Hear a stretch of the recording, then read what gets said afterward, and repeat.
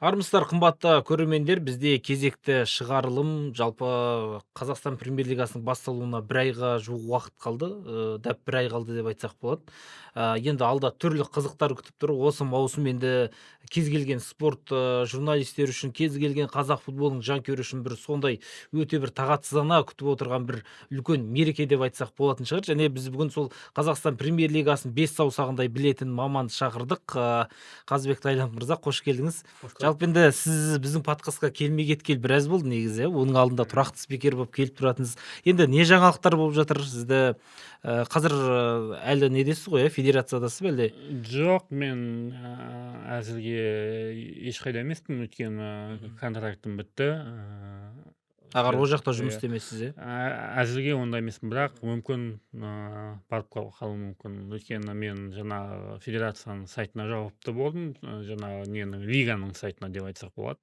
Және сайттағы ақпараттарды шығарып, жаңа сайт жасап деген секілді. Жалпы айтқанда Қазақстан футболында көп жаңалықтар болып жатыр. Биыл мүлдем ерекше бір маусым секілді, иә, бұндай Әрине енді. ажиотаж болмаған секілді. Бәрі жаңағы клубтардың частный дейді ғой, жаңағы жеке меншікке көшуіне бір әсер тиіп жатыр. Өйткені көптеген командалар бір-бірімен жаңағы трансфер бойынша шайқас болып, сөйтіп бір-біріне көрсетіп, мен мынандай ойыншы ала аламын, мынандай деген секілді сондай Қысқасы бір болады. қызықты маусым болатын Қызықты секілді маусым ғой, иә. болатын секілді, және комментаторлардың өздеріне де қызықты болатын секілді. Өзім кезінде комментатор болғансын, өзіңе де бір қызықты болатын секілді. Әрине, Матчтар Мозес жүр деген секілді. Нани Нани деген Мозес сияқты. деген. Енді жақсы, оған трансферлерге ораламыз. Сіз айтқан ең бірінші бізде Қазақстан суперкубогы келе жатыр. Осы ақпан айының 28 күні ойналады, иә? Соңғы күнінде ойналады ақпанның.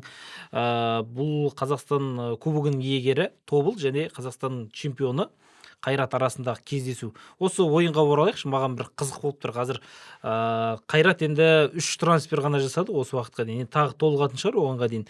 Бірақ маған ең қызығы Тобыл болып тұр бұл жерде. Жылда енді кубокта, суперкубокта тәжірибесі бар ұжым, қанша айтқанмен де. Ал жаңағы Қайрат былтырғы жылғы суперкубоктың иегері. Бұл ойын туралы не күтуге болады және өзіңіздің болжамыңыз қандай? Қандай бір қызықты инсайттар болса қос командаға байланысты, дайындықтары қандай деген секілді барлығын бақылап көріп отырсыз. Не айтуға болады жалпы кубок жайлы, суперкубок жайлы? Суперкубок биыл 28-іне болады. Қайрат пен Тобыл ойнайды. Қайратты білеміз, биыл сезоны өте ұзаққа созылып кетті. Өйткені жаңағы Лига чемпионовтағы соңғы ойын осы бір апта, бір жарым, екі апта бұрын аяқтады. Арсеналмен ойнап, және бұл команда әлі де бабында, бірақ суперкубоктың ойынына дейін команда қалай демалып, қалай маусымға дайындалатын маған қызық болып тұр. Өйткені бүйтіп Қазақстан тарихында бір-ақ рет болған, бір-ақ рет болған, ол Астана Лига Европаның топтық кезеңінен шығып, плей-оффта ойнаған кезде олар форсированный подготовка жасаған, жаңағы асығыс подготовка жасап, жаңағы спортингке маусымның басында формаға келіп қойды. Ерте келіп қойды формаға, және маусымның басында командаларды прям сезбей ұтты. Одан кейін ортасына қарай кішкене спад басталды, кризис басталды, кішкене жаңағыдай неден қателеспесем, ол кезде команда кімнен ұтылды? ЧФР-дан бірінші Клуждан ұтылып ұшып кетіп, сөйтіп Лига Европаның топтық кезеңінде ойнады ғой сол кезде. Сол кезде көрінді команда ерте бабына келіп қойып, обычно Астана Еврокубоктың кезеңіне команданы дайындап, сол уақытқа формаға келетін. Өйткені сезон басында қатты күш салмай ойнайтын. Биыл да Қайрат формада тұр. Меніңше именно сол фактор әсер етіп, Қайраттың басымдылығы жоғары болатын секілді. Өйткені команда жаңағыдай Арсеналмен ойынды көрдіңіз. Настройы жақсы дейсіз ғой, иә, иә, физикалық команданың бірақ енді үлгеру- ойыншылар шаршамай ма? Алматыға келіпті де Лондоннан 2 күннен кейін қайтадан Түркияға кетіп қалыпты жаңағы оқу жаттығу жиындарына. шаршау ол постепенно келеді. Мүмкін жаңағы көктемнің алғашқы айларында, мүмкін сол май айына, мамыр айына қарай шаршау келіп қалды. Басқа айларда, бір-екі ай. Иә. Өйткені бұлар қазір Арсеналға дайындалған кезде уже форма соған келтіріп дайындалды да. Сол жағынан артықшылық болуы мүмкін Қайратта Тобылға қарағанда. Ал бірақ команданың құрамаларын қарасақ, меніңше Тобылдың құрамы Қайраттан деңгейі кішкене жоғарылық секілді көрінеді. Өйткені білеміз, иә, Дастан жарақаты бар, мүмкін Тобылға дейін дайын бола ма, болмай ма, екіталай. Және командадан основной ось дейді ғой, ең қажетті ойыншылар, және команданың тіреуші, жартылай қорғаушы Офри Арат кетуі бар. Зария кетті. Зария онша ойнамады ғой. Громыко кетеді деді. Жаңағы Сорокиннің кетуі бар. Становев кетті. Становев кетті. Олардың бәрі жаңа ойыншылардың командаға ілігуі қалай болатын белгісіз да. Ал Тобылда бұған қарағанда басымдылығы неде? Тобылда барлық сол основной ойыншылар қалды. Кеткені жаңағы Мисауди мен Чесноков. Бірақ олардың орнына келген ойыншылар қазақстандықтар. Қазақ адаптация өткен жігіттер, жаңа Дамир Марат пен Дәурен Жұмат бар. Одан бөлек жаңағыдай Амин Талал деген ойыншыны алды. Ол Ресей премьер-лигасында ойнаған, оның да адаптациясы бар. Қапталға Луис Гедеш па? Португалдық. Венесуэлалық жартылай қорғаушыны алды. Шабуылға Өзбекстан чемпионатынан келген ойыншыны алды. Ол да адаптация өткен ойыншы былай қарағанда. Сол себепті қорғанысқа және Марышкиннің келгенін айта кеткен жөн. Қайта оралу. Қайта оралу. Жалпы Тобыл меніңше Қайратқа қарағанда бір составы бір толыққанды ойластырылған және бір өзіндік ойын стилі бар, уже қалыптасып қойған команда болып көрінеді. Бірақ Қайраттың басымдылығы жаңағы физикалық формада деп ойлаймын. Енді осы Тобылдың трансферімен кім айналысады негізі? Бұрыннан бір адам ба әлде ауысып келіп отыр ма? Неге олар ондай керемет трансферлер жасайды, мен таңғаламын. Ол жерде жаңа менеджмент бәрі бірге жасалынады деп ойлаймын. Өйткені ол жерде бас бапкер Нұрбол Жәрдемұлының бір ойы бар. Одан бөлек жаңағы Әлішер Санжар Сейітқазинов деген кезінде Астанада жұмыс істеп кеткен маман бар. Одан бөлек жаңағыдай Абсалямов құрамында бар ма? Жоқ, Абсалямов Қызылжарда ғой. Кім бар? Әлімжан Қалдияр. Ол жігіт тоже трансфермен айналысады, оны білемін. Әлімжан Қалдияр әлі сол Тобылда ма? Тобылда. Тіпті мен оның биылғы сұрастырып жатқан ойыншыларды да көргенмін. Өзінің қандай ойыншылар іздеп жатқанын. Неге Тобыл білдіртпей жасайды негізі? Мына жақта бір шулайды ғой, жылда КПЛ ойбай мұнан алды десе, Тобыл ешкімге көрінбейді негізі, байқайсыз ба? Көрінбей, маусымда бір жаратын команда ғой негізі. Жалпы Тобылдың бюджеті айтарлықтай қатты көп емес негізі. Бірақ топ 4-ке кіреді. Бірақ енді Қайрат секілді, Астана, Ақтөбе секілді мүмкіншіліктерге қарағанда, Астана енді биыл онша емес қой, былтырғы мүмкіншіліктерге қарағанда Тобыл сол 5-ші орын ба, сондай бюджеті бойынша. Енді биылғы жыл кубокты алу деген міндет Қайратқа қарағанда меніңше Тобылда көбірек секілді негізі. Тобылда, мүмкін Тобылда көбірек болуы мүмкін, өйткені Тобыл Астана аренада әбден кубок ұтып үйреніп қалған команданың бірі ғой, білеміз ғой. Алдыңғы жылдары кубок тұтқан және Қайратпен жақсы кәдімгідей текетірестік көрсете алатын командалардың бірі. Өте қызықты матч болады. меніңше былтырғы Ақтөбеге қарағанда биылғы тобыл әлдеқайда мықтырақ, суперкубокта мынандай әңгімелер естідім, былтырғы кубокта жарақат алды ғой енді, Сантана да Жоу Пауло да сол кезде білінді ғой енді, қатты бір биылғы жыл ондай бір ойыншыларын салмайды деген бір ақпараттар естідім. Сол қаншалықты рас? Бір екінші құрам болмаса да бір аралас шығару мүмкін ғой бұл жерде Қайрат. Жаңағы шаршауы бар, басқасы бар деген секілді. Меніңше суперкубок ол үлкен трофей, және оның белгілі бір жаңағы сияқысы бар. Ол реал емес дейсіз ғой, жай бей-жай қарайсыз. Сол себепті Қайрат бұл ойынға кәдімгідей кубокты алу үшін дайындықпен келеді. Өйткені чемпионат ұтты и суперкубокты ұтса уже трофейі көбейеді деген секілді ғой. Енді бір ойындық матч қой бәрі. Суперкубокта түйіндейік. Өзіңіздің жеке болжамыңыз, жеке ойыңыз, кім жеңіске жетуі мүмкін? Кім лайық? Лайық пока айта алмаймын кім лайық екенін, бірақ меніңше тобыл кішкене не жағынан басымдау ма сәл? Алып атқан трансферлер жағынан басымдау секілді. Себебі Қайраттың алған мысалы трансфері, мысалы аргентиналық ойыншыны алды, ол Боливия чемпионатына келді, бірақ Боливия чемпионатын білеміз, ол қатты мықты чемпионат емес. Жоқ, енді мына жерде мен түсінбейтінім, мысалға Қайрат биыл 11 миллиард, 12 миллиард ақша тапты ғой енді, әлі трансляцияның ақшасы түседі деген секілді. Оның алдында қанша бюджеттері бар да. Биылғы жыл енді жазда тағы да Чемпиондар лигасында ойнайды команда, неге осы бір әлсіз бастады трансфердің басын? Өзге клубтармен салыстыруды айтып отырмын да. Бұл жаңағы сіз Ақтөбенің алып жатқан, содан кейін жаңағы кім бар, басқа да Елімайдың ойыншыларын айтсақ, оның жанында бір Қайрат салыстыруға келмейтін сияқты мен ойымша. Жаңағы сіз айтқандай Венесуэлада ойнаған, бұрын РПЛда ойнап кеткен деген секілді.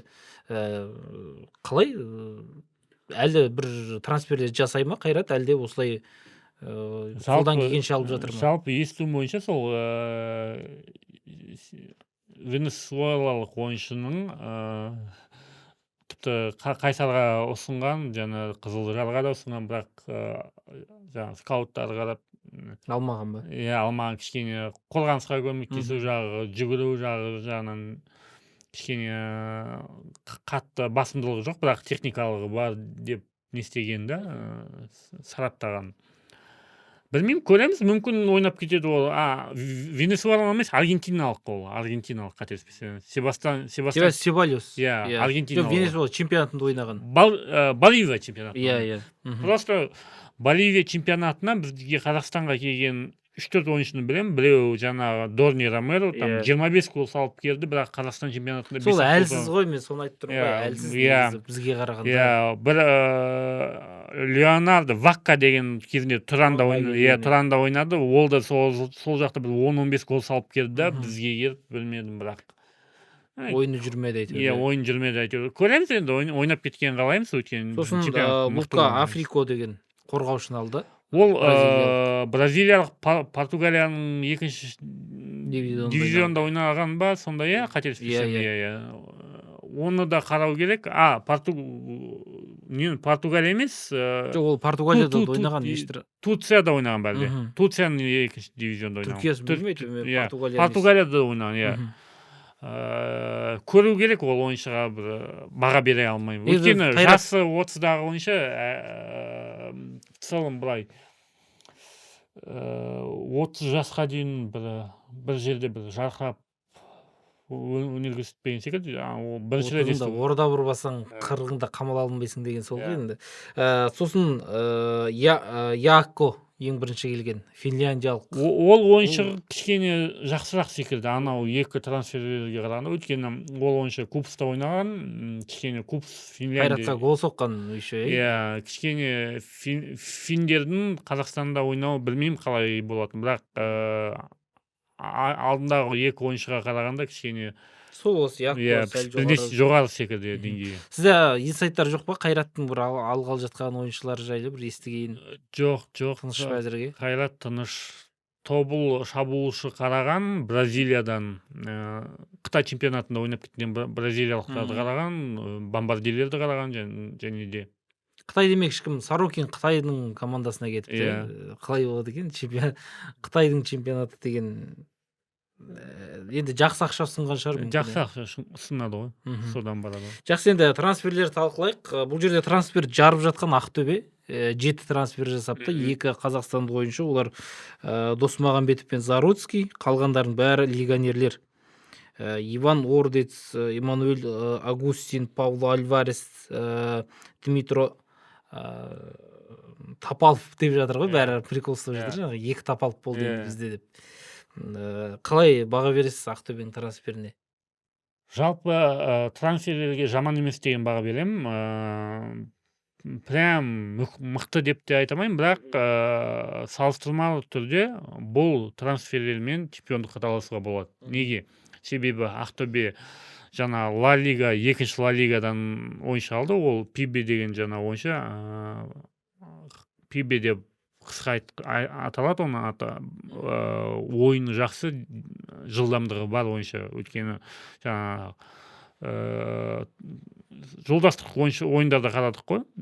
Жалпы жаман емес ол ойыншы. Жилковичке пока баға бере алмаймын. Иван Ордец, ол опытный қорғаушы, Бохумда ойнаған.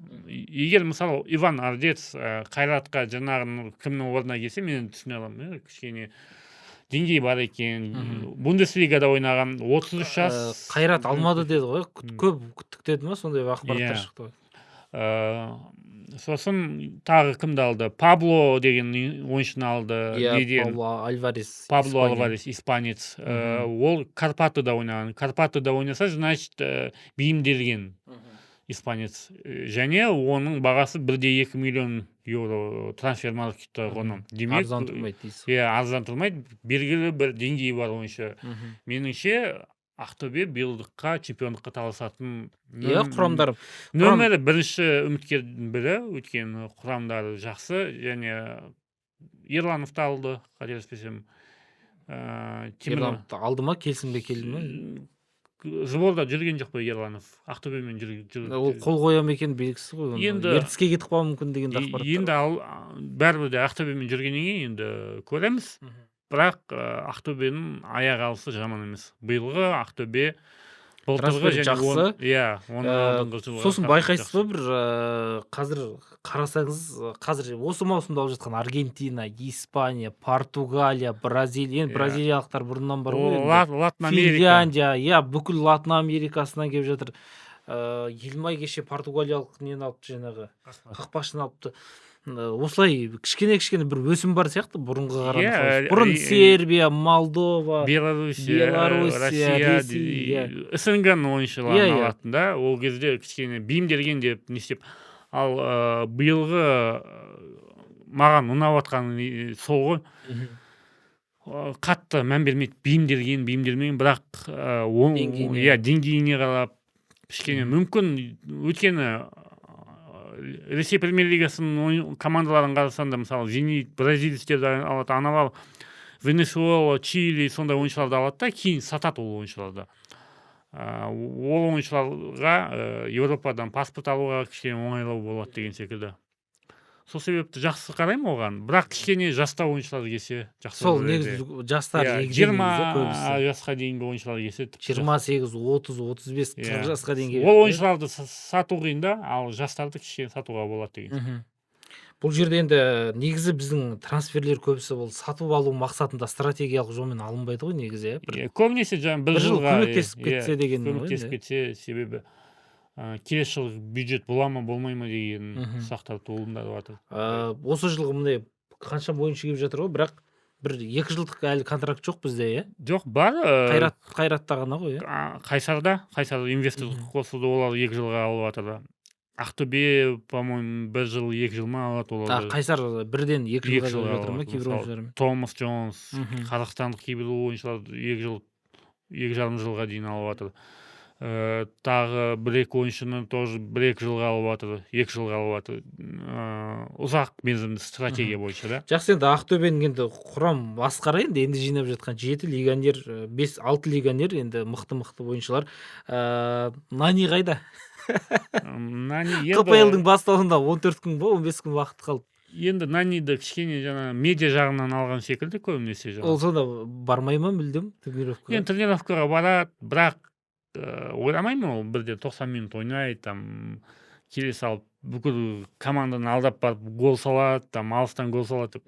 5 минуттан бастап шығады, сосын 6 минуттан шығады, сосын сөйтіп чемпионаттың ортасына келген кезде бір 30 минутқа шыға бастайды деп ойлаймын. Одан кейін где-то бір сентябрьға қарай бір ойынға мүмкін 90 минутқа шығып қалуы мүмкін. Оның өзі белгісіз ғой, иә. Мүмкін там Оқжетпеспен, Ұлытаумен үйдегі ойында. Осыны жанкүйерлер былай ойнайды да, мысалға келді ғой, мысалға Нани да. Ол андай ойнайды, Ардец кімдер сияқты ше, бір 90 минут жүгіріп, жанын беріп, сондай жанкүйерлердің айтатын соғы жаңағы көп. Нани қанша гол соғады десе 20 голдан азыр соғады деп түсінбей жатыр да, сондай кішкене түсінбестік бар. Ол өте қате түсінік. Сенің командаңда ол үшін қасында мықты ойыншылар болу керек. Енді сен варттан қасында тұруың керексің ол үшін. Тек қана қозғалмай саған айтып береді. Енді Ақтөбенің қазіргі жасап жатқан трансфері жақсы сияқты менің ойымша енді. Жақсы. Мынандай құраммен енді биыл чемпион бола алмай қалса, немесе бір мынандай құраммен 3-ші орын алудың өзі, 2-ші орын алудың өзі бір жоқ, енді 2-ші орын қасірет деп айтпаймын. Енді чемпионат өткен қызып жатыр, өткен ол жерде Тобыл бар, ол жерде Қайрат бар. Астананың айтпаған өзінде Елімай бар күшейіп отқан, және тіпті Ордабасы қазір күшеюі мүмкін. Олар да күшейіп қалуы мүмкін. Ақтөбені қорытындылайық. Николай Костов қала ма қызметінде, әлде кете ме? Бір инсайттар бірдеңелер бар ма? Жаңа Виктор Скрипник деген келуі мүмкін деген ақпараттар шығып жатыр, бірақ білмеймін, нақты білмейді екенмін, шыны керек. Ал Костов қалса, бұл мынандай құраммен реттей ала ма команданы? Хаби сияқты оқпаумен берсең, ешкім тыңдамайды деген сияқты. Меніңше олай болмайды, өйткені командада бір жұлдыз, айтарлықтай жұлдыз кім бар? Аты шыққан бір жұлдызды көп тұрған жоқпын. Енді Нани шығар. Наниді мүмкін тренер қылып қалдырып қоятын жағдай, кім біледі? Ертең тренерский играющий дейтін бар еді ғой, тренер дейтін.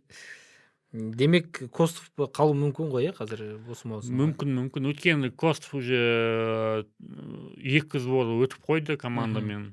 Команданы жасақтады. Чемпионаттың басына байланысты болады, меніңше. Алғашқы 5-7 турда Костовтың тағдыры шешіледі деп ойлаймын. Енді Қайратты айттық, тағы бір чемпиондық дегенде биылғы жылы конференциялар лигасына қатысады. Енді бәрібір де Қазақстан намысын қорғайтын ұжым ғой. Енді Елімай бар, жаңадан қосылды, дебюттық кездесуін өткізеді Еврокубоктағы. Кешегі жаңа ғана айтқанбыз қақпаш. Сол қақпашыны өткен жолы бір португалиялық немен танысқам, жаңағы бір журналист жігіт бар. Спорт журналисі ғой. Содан сұрасам айтады, өткен жолы Реалдың ойына келген кезде танысқанбыз. Сол айтады, мынау мықты қақпашы болған дейді, кәдімгідей үміт күткен Спортингтің академиясында кәдімгідей қырған Спортинг мынау дейтін, біздің үмітіміз кейін дейтін, жаңағы Руи Патрисио ма, жаңағы сол секілді болады деп мықты дайындаған ғой, бірақ кішкене жарақат алған, сонымен сынып кеткен ғой. Содан енді қазір Елімайдан бірақ шығып отыр. Соғы жаңағы айтып отырған Португалия, Бразилия, Албания, Хорватиялық ойыншыларды алыпты да. Елімайдан не күтуге болады биылғы маусымда? Әзірге Айбар Жақсылық, Әрсен Әшірбек бар, Қазақстандық ойыншылардан. Қалған 4 ойыншы легионерлер. Меніңше Елімайда жартылай қорғанысты күшейту керек секілді. Өйткені бұл команда әлі толыққанды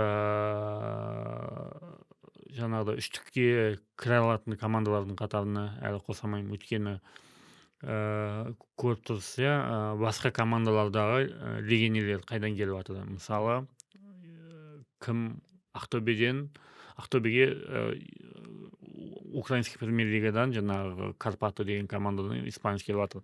Ла Лиганың 2-ші командасынан келіп жатыр.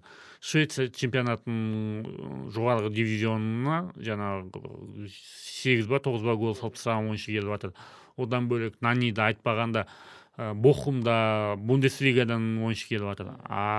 Елімайға қайдан ойыншы келді? Біріншісі ол Сербиядан. Сербия чемпионаты.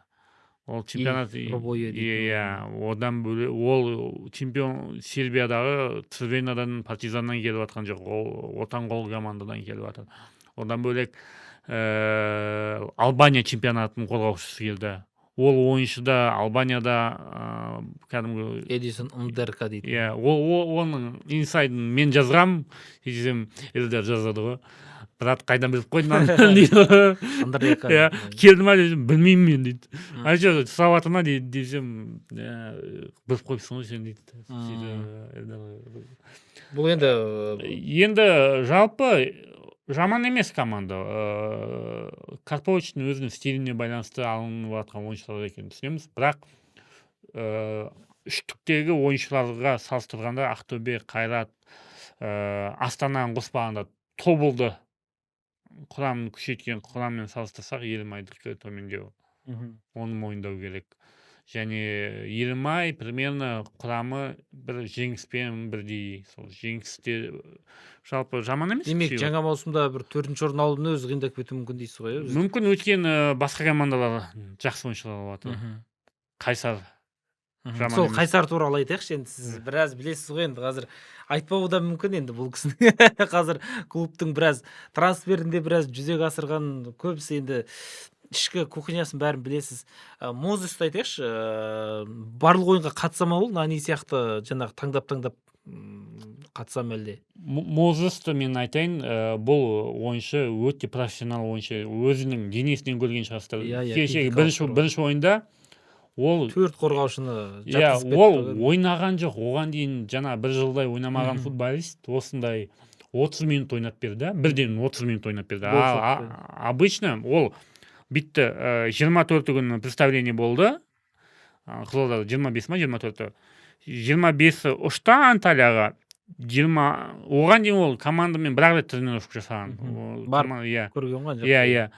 26-сы бірінші тренировка жасайды да, 27-сі ойын болады. Гол салады. Ойында 30 минут ойнайды да, гол салады. Масқара, енді көрдіңіз бе? Битеріп тастап, жаңағы тоқтайға төртеуін жерге жатқызып кетіп. Оған қасына бір адам керек, енді бәрібір де кішкене қазақстандықтарға кішкене көмектесетін. Тағы бір Челсидің ойыншысын айтты ғой, жаңағы Кудзума ма? Кудзума Қайсарда болмайды, мен білуім бойынша. Айлық көп сұрады, ол ойыншы өте көп. Және ол ойыншыны басқа клубқа кету мүмкін, қазақстандық. Қазақстанға келу мүмкін ғой, түбі. Онда сіз айтсаңыз де. Ол инсайт, ол ешкеде шықпаған инсайт, ол тіпті ол Ақтөбеде емес, ол Қайрат Астанада емес, Қайсарда емес. Демек, осындай бір регионның бір командасы алады деген сөз ғой енді. Онда сіз айтып отырсаңыз, демек ол бір жақын күндер орындалып қалуы мүмкін ғой енді. Бәрі мүмкін. Өзі Наниден кейін бәріне айтса сене беретін болды. Мен айтайын, бір кішкене біздегі футбол басшыларының арасында бір байға басталып кетті да. Анау көрді, Нани келді, мына жақта не көрді, Мозес келді, уже басқа командалар, анда Меркель келді, Меркель келді ана жаққа деген секілді. Миланда ойнаған. Сөйтіп, осылай дамимыз. Өйткені әр команда бір-бір осындай жұлдыздан алса, ертең біздің чемпионатқа қызығушылықтар. Шетелдік нелер, жаңағы телевещательдер сатып ала бастайды Қазақстан чемпионатын просмотрдан алу үшін. Өздері шыға бастайды. Сіздерде осындай звездалар ойнайды, давайте сіздердің чемпионатты біздің неде көрсетейік. Түркиядағы да бір әріптестерім бар, жаңағы Думан дейтін журналист бар, мықты журналист, Көзтепенің несі ғой, жаңағы баспасөз хатшысы ғой. Сол айтады да, сендер не істеп жатсыңдар дейді. Қазақстан дейді, сұмдық дейді. Меркельді алған жазып жатыр ғой, Түркияда, кәдімгідей бір сайтта жіберген өткенде Маслыказ. Кәдімгідей Меркель жеңіске барды деген әңгімені жазып жатыр ғой. Сіз мына жақта Мозесті айтпай қойық, ананы айтпай қойық. Мықты кәдімгідей бәрі. Енді мен айтайын, былай тіпті Қазақстанға баяғыда келмеймін деген ойыншылар қазір қызығушылық танытып жатыр. Өздерінің резюмелерін жіберіп жатыр. Одион Игало, Марк Ван Гинкель деген ойыншылар Челсиде ойнады. Соны ұсынып жатыр. Одан бөлек кімді ұсынды? Пако Алкасер Барселонада ойнаған. Одан бөлек кімді ұсынды? Қазір айтамын, тағы бір звезданы Одион Игаланы айттым. Сосын тоже бір звезданы ұсынды. Хаместі ұсынды. Сол рас нәрсе ма сол? Дуглас Костаны ұсынды. Бірақ енді олардың зарплатасы дейтін сұмдық. Олардікі сұмдық, енді олардікі сұмдық $1 миллион жоғары былай айтқанда. Бірақ ұсынып жатыр. Демек ол ойыншыларды Қазақстанды қарай бастады. Әйтеуір бір қозғалыс бар, қозғалыс бар, бір қызығушылық бар. Оған дейін мысалы Қазақстан десе жоқ дейтін. Қазір өздері ұсыныс жасап жатыр. Кім айтпақшы, звездалар демек ешкім Пьянич әлі неткен жоқ па, шешкен жоқ па жаңағы? Пьянич жоқ, болды, келмейді. Болды. Ол карьерам аяқтадым деп айтты уже. Ахмет Мұсаны ұсынды деген секілді. Біраз ұсыныстар бар екен. Жаңағы Қайсарды айтайық, негізі Қайсар жақсы жасаған сияқты, Мозестің келуі көріп жатыр менде. Әлеуметтік желіде мықты, жігіттер бұрынға қарағанда мотивациясы жаңағы түрлі стористар, неше түрлі ұйымдастырып салып жатыр, дамытып жатыр әлеуметтік желі. Сосын байқағаным, командадағы ішкі атмосфера жақсы сияқты, негізі бір-бірімен әзілдесіп жаңағы. Сол Мозес келген кезде мен айтайын, нем танысым соқта бар, сол айтады, андай мүслім жұматтар, ешкім білмеймін ғой Мозес келеді. Бірінші тренировка келген кезде басын бүйтіп құрсап, Мозес ба деген ойды, бір-біріне қараған көздері шок болған ғой, Мозес келген. Бірінші ол барды ғой, жай Түркияда көрді. Түркия емес, Дубайда. Дубайда, тренировкаға келеді, бір тренировка жасайды. Сосын сөйтіп келіседі. Және анау Мозестің до такой степени эффекті болған, келесі күнгі тренировкаға да балдар уже басқаша тренировка жасаған. Кәдімгідей андай двухсторонкада өз-өздерін көрсеткісі келіп, уже енді ол әсер етеді. Қызылорданың футбол орталығында ФЦ-дағы балаларға да мотивация ғой. Әрине. Кеше ана представлениеде көрген шығарсың, кілең жас балалар келіп отыр, Мозеспен суретке түскісі келіп. Жоқ, Қызылорда әдемі жасады да, стадион салды, инфрақұрылымды кішкене дамытты. Қалада дамып жатыр екен ғой. Қызылорда масқара дамып жатыр. Баяғыда барғам, осы өткен жолы барған кезде кәдімгідей сол жағалау дейтін кетіп қалған. Әдемі алып келді де, бәрі дайын қалып келді. Алдыңғы жылы қазақтармен ойнады, көрді. Биыл енді кішкене усиление керек екен түсінді. Оны Қайратта түсінді, баяғыда өздері академиямен ойнаймыз, алып шығамыз, чемпион боламыз. Ондай әрі кішкене ертелеу екен түсінді, өйткені ондайға жету үшін бір 20 жылдай уақыт керек кемінде. И және осындай точно алып ойыншыларды легионерлерді аса көп алған жоқ. Жоқ, әдемі да, мысалы Қайратқа алып кел, жаңағындай Қайсарға алып кел, жаңа стадионы бар. Тұранға жарайды, енді бірінші лига ғой, сонда да бір стадиондар әдемі, базасы әдемі, Шымкенттің де, мысалы Ордабасының жататын жері қандай әдемі, биіктегі база. Кез келген ойыншы ұялмай алып келесің да, кез келген ойыншы, мысалы легионерлер жаңағыдай стадион жіберші дейді. Бірінші стадион жіберші. Сөйтіп алып келсең жарайды, енді түсінем да, әдемі бәрі үйлесіп тұрса жақсы. Ең соңғы вариант футболист алу болса, түсінем. Бәрін жасақ қойдың, стадионың бар, кең. Бірақ енді әлі жаңағы 2 автобусың ғана бар клубтың несінде, жаңа қарамағында басқа түк жоқ, бірақ футболист алу деген енді кішкене миыма сыймайды сол жағы. Енді осыдан бір 2 жыл бұрынғы оқиғаны айтып берейін. Бір ойыншымен сөйлесіп жатырмын, короче, айтамын, Қазақстанға келесіз ба, жаңағы бастықтарымен сөйлестіріп берейін. Жақсы ойыншы да былай.